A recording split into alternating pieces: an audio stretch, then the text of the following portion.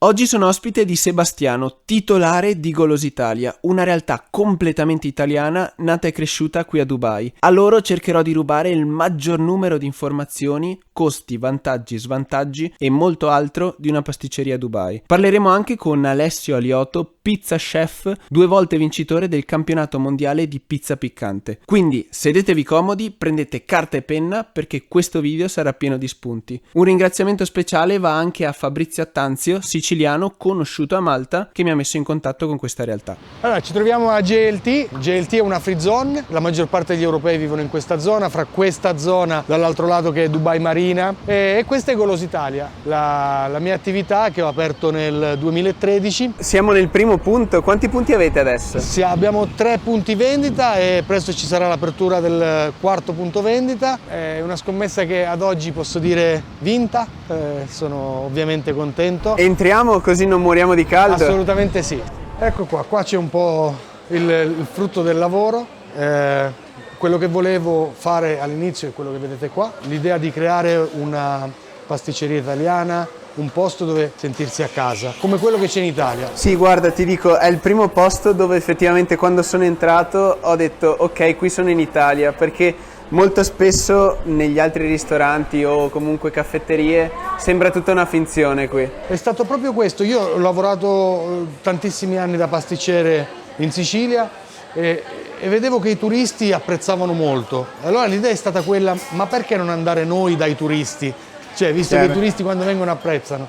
E quindi proprio l'idea era né più né meno, anche perché Dubai è una città molto lussuosa, dove trovi lusso ovunque. E l'idea di fare qualcosa un po' più tranquillo, diciamo, come il bar da noi in Italia, mi stimolava parecchio, mi piaceva molto. Anche perché andare a mettersi nel settore lusso è un settore troppo grande per me, e sarebbe stata una cosa molto costosa e difficile da mantenere. Invece alla fine io sono un po' così e quindi... Io non so se guardare te o la vetrina, se dovessi scegliere un pezzo, il vostro, diciamo, il vostro piatto forte? Ma noi siamo molto conosciuti per le colazioni, perché comunque il cornetto artigianale, l'idea del cornetto artigianale proprio a Dubai non c'è. Tutti i prodotti che ci sono qua sono prodotti di importazione, spesso congelati, oppure ci sono delle francesi, diciamo, per lo più.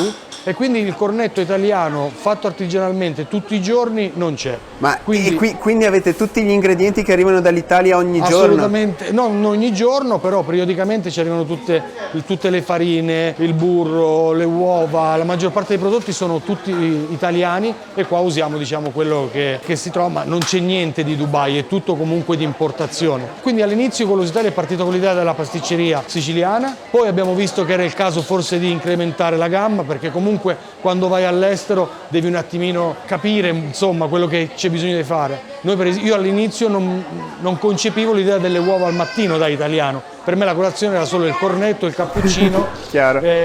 Quindi le uova per me erano impensabili, dicevo sempre le uova non le farò mai. Cambiando un pochettino ho aggiunto anche le uova, adesso le uova sono un piatto che va tantissimo. E poi piano piano abbiamo aggiunto tante cose, un menù proprio da ristorante che io amo definire da trattoria, perché Golos Italia è più una trattoria, il posto che ti puoi permettere tutti i giorni. Qui siamo in una free zone, quindi Sì. è il business, lo si può possedere al 100%? Sì, assolutamente, qua non c'è il socio emiratino al 51%, e queste free zone sono state fatte apposta, ma all'inizio io non lo so perché mi è piaciuto il posto, la scelta di questa location è stata un po' casuale, nel senso che dovevo fare un meeting qua sopra con una compagnia italiana, visto che il mio inglese era un pochettino livello scolastico, quindi ho preferito affidarmi a degli italiani, ce ne sono di bravissimi tra l'altro qua. Mi hanno aiutato questi ragazzi, avevo il meeting con loro e venendo dalla metropolitana ho attraversato la strada e mi trovavo con mio cognato e gli ho detto qui è il posto dove deve nascere Golos Italia. Ma a livello di affitti quanto paghi per questo posto, se posso chiederti? Ma gli affitti, io qua pago intorno ai $100.000 all'anno di affitto e devo dire che non è un prezzo neanche eccessivo per Dubai. È chiaro che io godo del fatto di avere un contratto che ormai va avanti da 9 anni, che nel corso del tempo è aumentato, però è ancora fattibile. Quali sono le difficoltà principali di quando si apre un locale qui? Le difficoltà qua trovi perché purtroppo le persone che manualmente costruiscono lo shop, poi quando metti in pratica il disegno, lo approvi e tutto quanto, sono persone che non sono italiane e quindi magari hai difficoltà a rapportarti, a fargli capire che cosa vuoi, non c'è l'esperto del bar, quindi diventa un pochettino complicato. Per comprare tutta l'attrezzatura mi sono affidato a una compagnia italiana che è qui ormai un punto forte, e poi vabbè, all'inizio c'è stato un po' di difficoltà a far capire cosa volevo fare io, perché non esiste il concetto di pasticceria, produzione e vendita, non esiste, e quindi all'inizio mi hanno fatto storie per dire, mi dicevano perché stai facendo la cucina così grande, ma io essendo pasticcere so che il lavoro si fa in cucina, poi la vendita se non hai dove produrre non vendi. E quindi per me è importante la cucina che sia abbastanza grande. Adesso poi col tempo è stata anche una mossa azzeccata perché aumentando il menù, l'offerta e tutto quanto, la cucina è diventata quasi piccola. E niente, qui appunto abbiamo la produzione delle colazioni, questa vetrina che piano piano la andiamo a riempire con della rosticceria, ecco proprio arriva adesso, sembra fatta apposta ma giuro che non lo è. Qua abbiamo la biscotteria con i biscotti classici, paste di mandorla, occhi di bue, prodotti proprio quelli che si trovano in Italia. E poi in fondo abbiamo la gelateria. Vedo anche all you can eat pizza. Sì, da un paio d'anni abbiamo anche inserito la pizza, che era un prodotto che io non volevo inserire perché la pizza trovo che è un prodotto molto soggettivo, a chi piace napoletana, a chi piace romana, a chi piace, quindi essere giudicato per un prodotto che non è il mio prodotto, perché io appunto sono un pasticcere, mi dava un pochettino fastidio, volevo che la gente mi giudicasse per le cose che faccio io. Alla fine poi ho conosciuto Alessio tramite il fratello che lavora e vive qua a Dubai da tanti anni, e Alessio è un professionista, è un campione del mondo di pizza. Dopo lo conosciamo, così vediamo anche la cucina. Lo facciamo conoscere dopo e quindi ho detto ok, di lui mi fido, sono tranquillo. Oggi la pizzeria sta crescendo tantissimo. Sono stato in Italia e ho visto la prima per me, non l'avevo mai visto, la pinzeria, diciamo la pinza. Volevo portare questo prodotto, ovviamente Alessio si è subito attivato per farlo e per farlo buono, e allora adesso per spingere questo prodotto ci siamo inventati questo all you can eat pizza ogni mercoledì sera, che devo dire sta diventando un evento settimanale che ha il suo seguito e che sta andando bene, no? Ma e se devo chiederti al lancio, perché mi diceva Alessio quando ci ho parlato che sono molto più diffidenti qui le persone. Assolutamente sì, ecco, questa è la grossa differenza di aprire un'attività in Italia e all'estero, secondo me. In Italia, soprattutto al mio paese, mi ricordo che quando dovevo aprire una pasticceria, un ristorante, un bar, tutti quanti hanno voglia di andarlo a provare e quindi tutti quanti aspettano l'apertura e lo vanno a provare. Qua a Dubai è esattamente l'opposto, quando apri non viene nessuno perché non si fidano, visto che aperture e chiusure ce ne sono tantissime, infatti penso che sia la nazione con più mortalità di attività nell'anno, avevano bisogno di vederti aperto per poi cominciare a fidarsi. Infatti le cose qua all'inizio sono state veramente difficili perché la gente non sa il cornetto artigianale, non sa. Devo dire che qui mi ha aiutato molto la comunità italiana e Facebook, dove all'inizio io ho scritto appunto che avevo questa pasticceria, allora molti italiani sono venuti, si sono trovati bene, hanno portato gli amici, tant'è vero che all'inizio avevamo una clientela che era per il 95% italiana e il 5% altre nazionalità, oggi siamo a numeri 50 e 50. Quindi qui funziona molto di più il passaparola o il porta un amico? Assolutamente sì, il passaparola sì. Ci sarebbe anche un altro modo per attirare la gente a provare, che è quello della scontistica, ma io non sono molto. Preferisco tenere i prezzi bassi, i prezzi giusti, però non fare sconti che, diciamo, il mondo arabo è conosciuto per il fatto di mercanteggiare. Per me non è così, io volevo tenere una linea e seguire quella. Guarda, questa mattina mentre facevo colazione qui ho trovato il mio commercialista, quindi ti chiedo, a livello aziendale funziona più, diciamo, dinamicamente, più velocemente ed è anche più semplice? Molto più semplice rispetto all'Italia, molte meno figure extra lavoro che servono. Quindi meno intermediari? Meno intermediari, il commercialista ce l'hai perché vuoi tenere un audit, diciamo vuoi tenere un bilancio ordinato, ma non è una. In Italia prima ti prendi il commercialista e poi ti apri l'attività, qua invece no, diciamo adesso da qualche anno hanno introdotto l'IVA al 5% e quindi comincia a diventare un'esigenza, però diciamo che per lo più è molto più semplice. Io ho ottenuto la licenza di Golositalia in 15 giorni. Quindi c'è una licenza per vendere alimenti Sì, comunque? assolutamente sì, devi fare la licenza la puoi ottenere dopo che hai il posto, non è che apri una licenza e poi dici adesso vediamo dove apro perché la licenza ce l'ho. No, la licenza è legata al posto, quindi questo posto ha la sua licenza. Se posso chiederti più o meno quanto spendi tra commercialista e licenza, contando anche che adesso hai 3 punti, giusto? Sì, ma diciamo che spendo intorno farà tutto, il rinnovo licenza, il commercialista e tutto, meno di 20.000 euro all'anno, che sono una Sui 3 punti totali? Sì, che sono una cifra, ecco diciamo, io faccio sempre questo esempio per far capire alla gente che non vive qua e che non sa la realtà. Golos-Italia, che è una realtà piccola, paga le stesse tasse, diciamo tra virgolette tasse, che paga McDonald's. Però McDonald's è un grosso gruppo e noi siamo un gruppo piccolo, quindi se lavori e va bene questo costo diventa quasi irrisorio, se ovviamente non lavori tutto diventa pesante e costoso. Mentre per quel che riguarda assunzioni... Il discorso delle assunzioni qui è molto facile, nel senso io ormai le assunzioni le faccio tramite i ragazzi che lavorano qua. Se ci serve un cameriere chiedo a loro, visto che vivono spesso nelle accommodation tutti insieme, e loro mi portano poi i ragazzi, io gli faccio l'interview e loro cominciano subito, fanno la prova ovviamente, se va bene faccio il visto per ottenerlo ci vogliono circa 10 giorni, dura 3 anni qua perché è una free zone, se no in Dubai Mainland dura 2 anni. Come è facile assumere è anche facile licenziare. Quindi dal punto di vista dell'imprenditore la parte dell'assunzione, di avere qualcuno che lavora per te, è molto più semplice. Molto più semplice, molto più semplice. Lato invece dipendente riesci a guadagnare di più, però hai anche più rischi, immagino. Sì, il dipendente diciamo che sì, non è molto tutelato. Sì, è una cosa comunque risaputa che quando vieni qua devi comunque mettere in conto nell'equazione. Sì.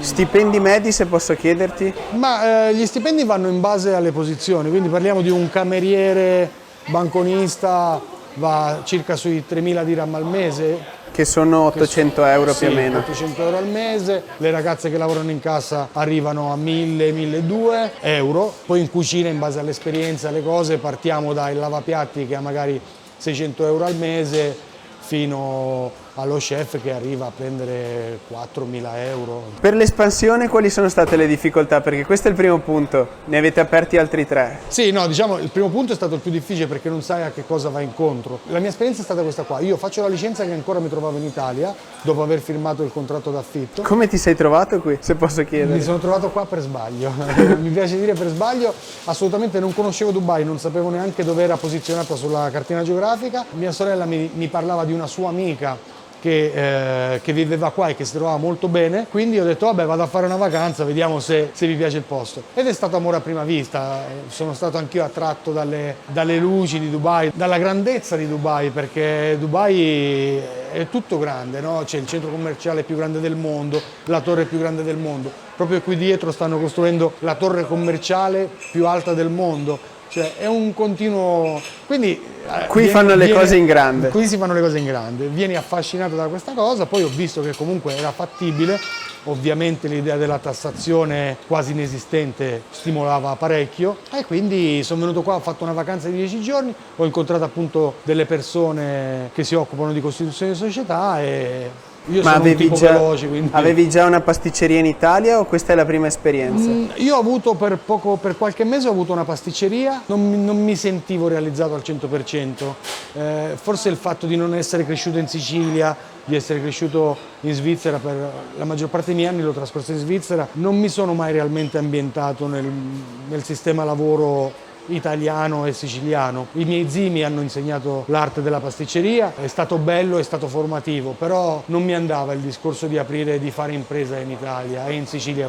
Se dovessi elencare le difficoltà, sia dalla prima apertura che poi dall'espansione, quali sono state le cose che magari non hanno funzionato e avete superato ovviamente se siete ancora qui? Sono riuscito ad ottenere la licenza in 15 giorni, l'apertura dello shop vero e proprio è stata dopo 15 mesi, che è una cosa... Porca boia! Che è una cosa che ti ammazza, perché? Perché ogni volta c'è un problema. Qua il problema che io ho avuto è stato il fatto che Jumeirah Lake Tower, dove ci troviamo noi, è una zona suddivisa in cluster. Per ogni lettera dell'alfabeto c'è un cluster, ogni cluster ha 3 torri. Se guardiamo da fuori vediamo le 3 torri e poi noi che siamo tra le torri. Quindi noi siamo quelli che siamo chiamati un detached, perché non facciamo parte di nessuna torre. Noi avevamo lo shop pronto ad agosto 2012 e sono riuscito a fare l'apertura a maggio 2013 perché nessuno mi diceva dove dovevo attaccare la corrente, da dove ricevere la corrente, perché non sapevano a quale torre fare capo. Sono molto lenti nelle decisioni qua, soprattutto questo tipo di decisioni. E quindi alla fine mi sono trovato un po' a dover tutti i giorni, per favore, mi fate sapere, e nessuno si prende la responsabilità di dirti che cosa. Fino a quando poi un bel giorno dici ok, ti puoi collegare a quell'edificio lì, uno delle 3 torri. Chiunque sento dire non apre mai un'attività prima degli 8 mesi, un anno, tra una cosa e l'altra. La seconda difficoltà sono i fornitori. Da noi il rappresentante, l'agente di commercio, quello che viene ogni settimana, ti viene a trovare come cliente, ti cura, ti coccola, cerca di venderti il prodotto. Qua invece no, qua i fornitori, la città è talmente grande, talmente non gliene fregano. Se loro vengono la domenica a consegnare la farina e tu il mercoledì sei senza farina, loro non vengono. E quindi devi sempre comprare un 30% di prodotti in più per essere sicuro di non restare senza, visto che la maggior parte dei prodotti che ci sono qua a Dubai che compri dai fornitori sono di importazione, capita molto spesso che restano out of stock e dopo 8 anni di apertura ancora adesso mi capita nonostante i consumi certi e comunicati ad inizio anno, ti lasciano senza prodotti e questa è una cosa che a me fa andare proprio in bestia. Quindi queste sono le maggiori difficoltà. Poi vabbè, Una volta fatto esperienza con uno shop, il fatto di scalare è relativamente semplice, capito il mercato? Sì, poi sai già come fare lo shop, sai già dove andare a comprare le cose, sai già il contractor che è quello che materialmente ti fa il lavoro, perché c'è da dire una cosa, la maggior parte degli shop a Dubai, come questo qua per esempio, quando io l'ho preso, sono shell and core, quindi completamente rustico, c'erano soltanto i pilastri, io ho dovuto fare la costruzione. Alla fine del mio rapporto di affitto, diciamo, col padrone di casa, devo riconsegnare lo shop per come me l'ha dato lui, quindi devo smontare tutto quello che ho fatto e riconsegnargli lo shop con i pilastri come me l'ha dato lui, almeno che non ci si mette d'accordo e lui ti dice no vabbè lascialo così e basta che me lo riaffitto così. La legge dice me l'hai dato shell and core, te lo ridò shell and core. Prossimi passi? Ma adesso, visto che Golosi Italia comunque 8 anni, una certa clientela, un nome. Il prossimo passo è quello di farlo crescere ancora di più, direttamente da parte mia creando nuovi punti vendita, ma voglio roba piccolina, voglio fare dei chioschetti per essere presente in più zone della città. Infatti nascerà il primo chioschetto Golosi Italia che sarà all'interno di un padel center, stanno aprendo questa struttura di padel con 4 campi e Golosi Italia farà il chioschetto e venderà. Il prossimo passo ancora sarebbe quello di cominciare a vendere il franchising di Golosi Italia e comunque cominciare a farlo crescere ancora di più con altri punti vendita proprio shop. Tornerai mai in Italia? Ad oggi non ci penso, mi manca l'Italia, ma più che l'Italia mi mancano degli aspetti dell'Italia, delle emozioni dell'Italia, mi mancano magari vivere le 4 stagioni. Scherzando dico sempre, qua ci sono 3 stagioni, primavera, estate e inferno, perché luglio e agosto è veramente caldo, quindi mi manca magari l'estate in Italia che è una bella cosa. Mi manca magari il periodo natalizio in Italia dove la famiglia si riunisce, qua comunque vivendo qua da solo, adesso la mia famiglia, moglie e figli, ad oggi onestamente no, non è...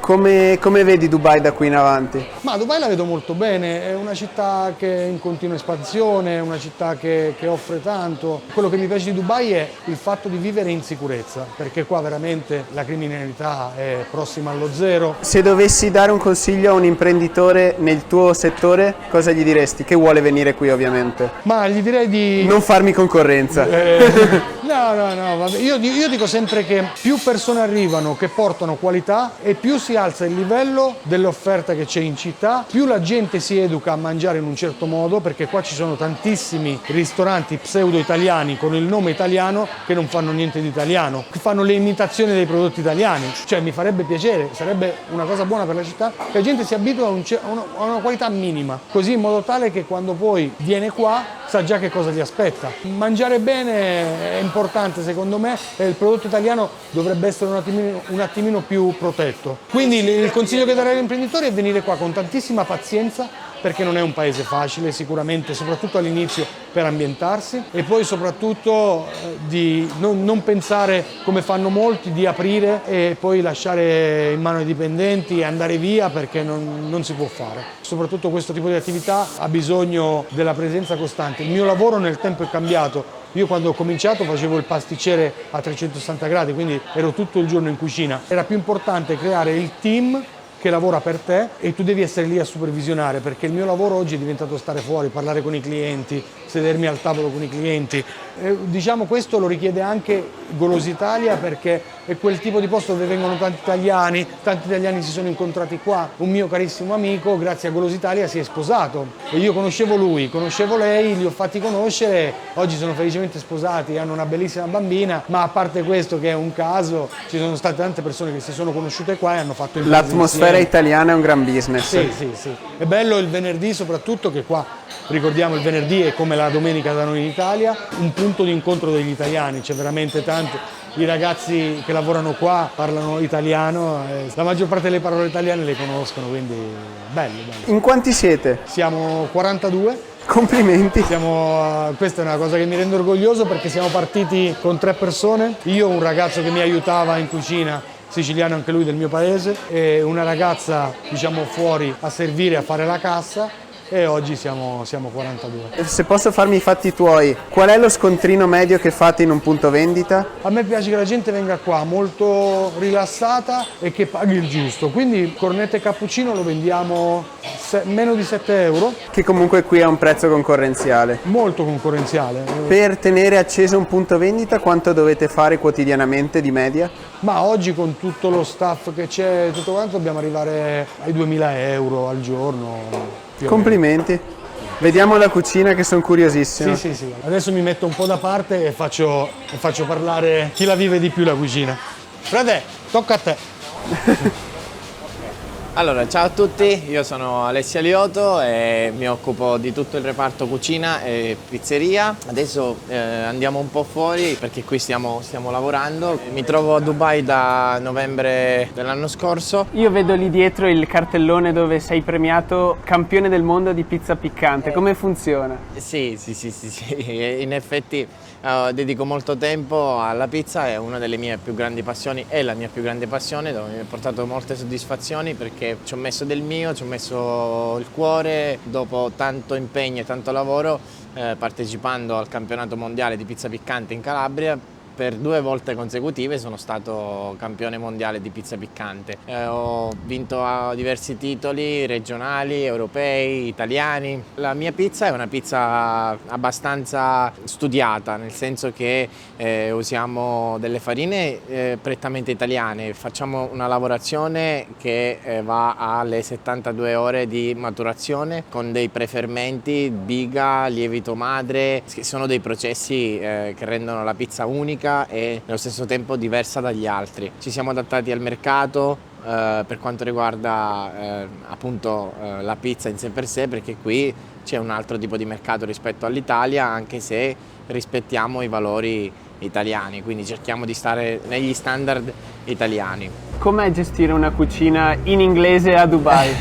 Allora, diversa rispetto a quella italiana, perché comunque ti trovi a comunicare con persone in un'altra lingua che non è la tua, poi l'hai studiata nel tempo, hai imparato diversi linguaggi che si usano anche in cucina, e sicuramente il rapportarsi con persone di un altro paese è difficile, ma è una sfida bella perché comunque ti dà molti stimoli e ti dà molte soddisfazioni sicuramente. Qual è stata la cosa più difficile che hai affrontato quando sei venuto qui? È stata la lingua, perché non avevo mai praticato l'inglese se non a scuola o quando tempo addietro feci un viaggio a Sydney. Però devo dire che nello stesso tempo c'era tanta voglia di far bene, di imparare, e quindi è stato subito amore anche con quello. Sei venuto qui convinto? Pensi che qui ci siano opportunità per chef o comunque pizzaioli? Allora, io credo che Dubai offre molto, è un buon mercato di lavoro a tutti, ai pizzaioli, a chef, pasticceri. Un consiglio a uno chef o a un pizzaiolo che viene qui? Stare con i piedi per terra, sempre, essere umili, perché l'umiltà premia tutti, essere ambiziosi, ma mai strafare o mai mostrarsi per quello che non si è. Servono certificazioni per lavorare qui? Come funziona il mondo del lavoro? Come ti sei trovato? Allora, da quel che mi hai detto sei arrivato qui conoscendo già Sebastiano, quindi immagino che vi siete conosciuti in Italia e vi siete messi d'accordo di venire qui e provare questa esperienza. Però a qualcuno che viene qui da zero, quali sono le cose principali che deve portare con sé? Sicuramente gli attestati, i diplomi, tutto quello che Contano riguarda... anche qui nonostante siamo contano anche comunque qui. distanti. Sì, contano anche qui, contano moltissimo. La cosa più importante però è portare un bagaglio carico di voglia di voler fare, perché Dubai ha bisogno di persone che hanno voglia di fare, sperimentare, creare, e qui non si finisce mai. Il tuo prodotto preferito oltre la pizza? Che ti sei trovato in mezzo alla pasticceria adesso.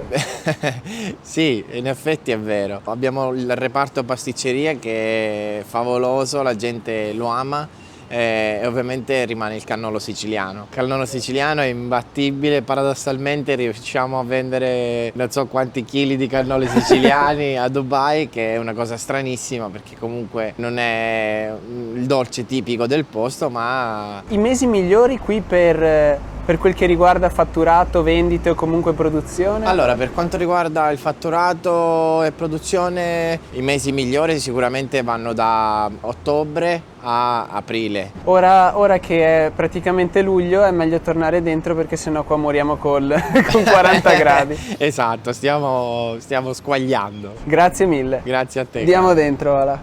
Infine, sono contento di aver trovato una realtà di questo tipo anche qui a Dubai. Ringrazio ancora Golosi Italia per l'ospitalità. Iscrivetevi al canale e noi ci vediamo alla prossima avventura. Allora, io ho detto che sono ingrassato qua, ma voi mi volete male? Tu hai detto hai preso 1 chilo, noi abbiamo detto prenderai anche il secondo a Golosi Italia. Proviamo questa pizza. È una pizza fresca, è una pizza caprese, estiva, è buona. Mi volete ammazzare? Sì, ormai abbiamo questo obiettivo.